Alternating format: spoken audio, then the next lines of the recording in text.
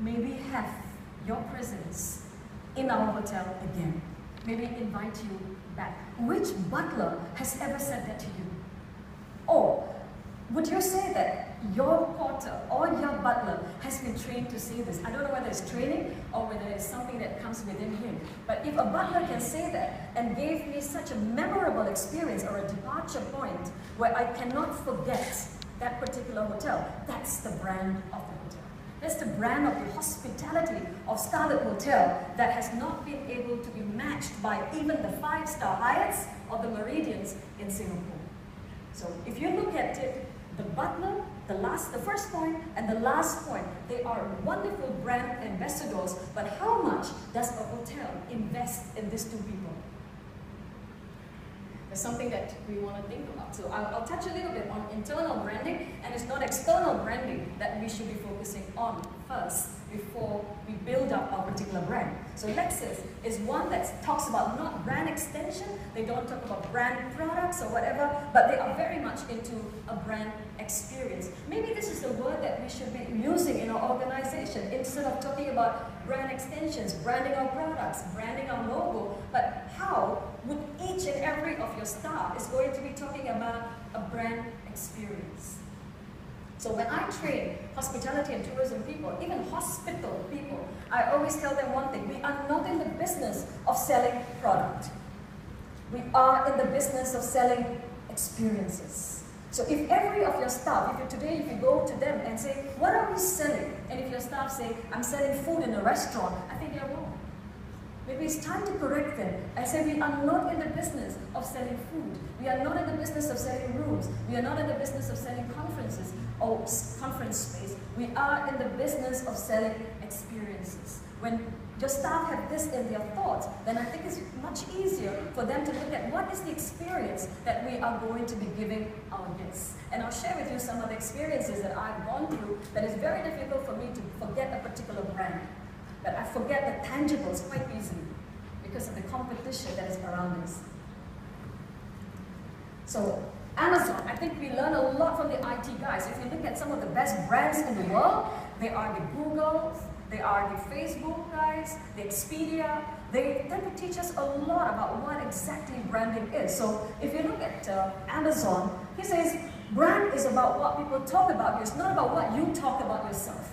So if you are talking a lot about yourself, I think that's advertising, right? So what is it that people are going to be talking about you that's very much leaned towards an emotional connection and not so much on the tangibles that you are trying to promote in your particular hotels?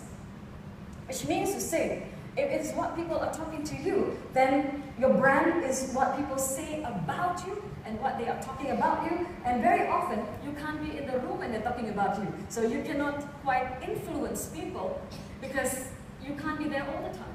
So what is it that people talk about you when you are not around? Which means to say, not only presently not around, but in terms of your advertising, when you miss your advertisement period for a while, what do people still remember out of you? You cannot consistently be advertising yourself. So you need people to evangelize your brand. I don't know how many of you are familiar with the term of evangelism.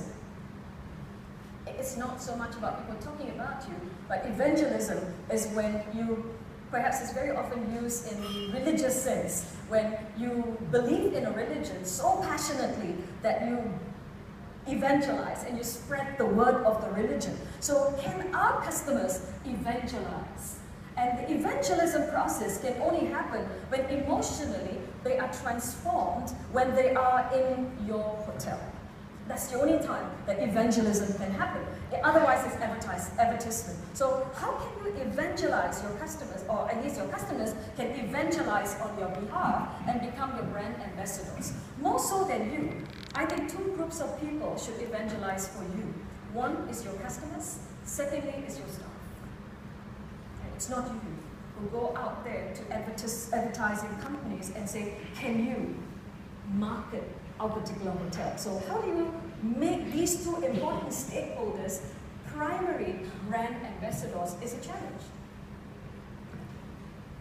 So the brand is not about what you're saying, but about how people feel about your particular brand. And I'll share with a little bit with you on how I have felt when I go to particular brands, and I can never forget them even after 10 years. Why is it so important that we are talking so much about feelings? Well, at least I'm talking a lot about feelings and the role of emotions when it comes to branding, because 75% of all our decisions to buy something is based on emotions. Right? Yes, we are rational human beings when we make a decision to buy something, but very often what drives us to that purchasing point is our emotion. So this is really what is unique about you and what people remember. And there's another key word that I want to share before I move on into the strategies, is that today, I think we have to stop talking about market share. You know, how much market share are we getting, right? But it is more in terms of emotion share. Because if you look at emotion share, is what translates to higher yield and profitability. It's not market share that translates to higher yield. Maybe profitability, but higher yield is more emotion share and not market share, if you look at many industries today. So it doesn't matter whether you're a small organization or you're a large hospitality organization. I would say for every hotel that you're talking about over here, branding is important. Why is it important? For one, you can actually charge premium pricing if you're able to brand yourself. I just want to share something with you from an organization that is not in hospitality. That's Timberland. Some of you would have heard Timberland. Timberland charges a premium price for their shoes and their clothes. I used to do some training with Timberland as a retail organization, and this is what they do. They look at every single touch point. When the moment the guest arrives, first 10 seconds, 3 steps. You have to look at the customer, connect with them, have eye contact with them, nod and acknowledge the presence of the customer. And everywhere the customer goes, they make sure that a customer connection is done. Whether they're giving a sweet out there, they are having a personal perfume that is in Timberland. Every single point, even walking the guests out of what we call the retail patron up to the door. Unlike other retail shops, they do not hand over their product across the counter. But what does that translate to? Despite being a premium brand, we did a conversion exercise. We compared Nike, Adidas, and Timberland. We clicked and looked at the number of people who go into Timberland versus the number of people who enter into Adidas and then Nike, and we find that about 20% convert into buying a product when they come out of Nike, about 30% come out buying something out of Adidas, but Timberland had about 60% conversion rate. That means to say, people who go into Timberland, almost 60% of them buy something from Timberland before they leave. I don't think it's so much about the product, because I think Nike and Adidas also has got superior products. But it is very much, even their merchandise and their displays are wonderful. But what is so different and compelling about Timberland is the kind of every single moment of, or what we call the moment of truth, that they give to the customer when they are in the retail outlet that translate into a business. So it is not about the margins that they charge, but it's about the conviction of the customer who feel that I am ready to part with my money because of the value that this particular retail outlet provides.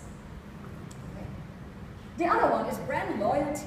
Now, brand loyalty, it is something that you can only get when there is a connection with the customer. People just don't become loyal to a product. They become loyal to an experience. So I just want to share something with you.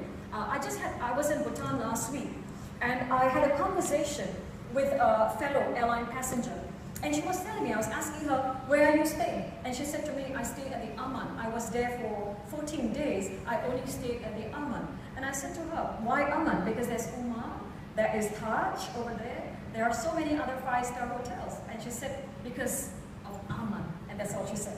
Because it's Aman, I only want to stay with the Aman. So I asked her, what is so special? I mean, I've been into Aman, I've been looked at Aman, but I personally feel like I like the other brands in there. But she was telling me, it's the service that Aman provides. And I'm talking about Aman charging on the average 1,800 plus per night.